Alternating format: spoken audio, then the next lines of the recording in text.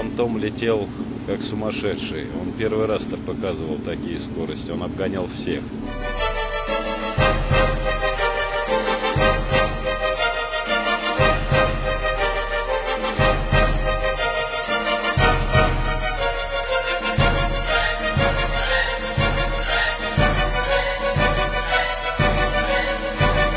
Начались раздаваться жесткие щелчки.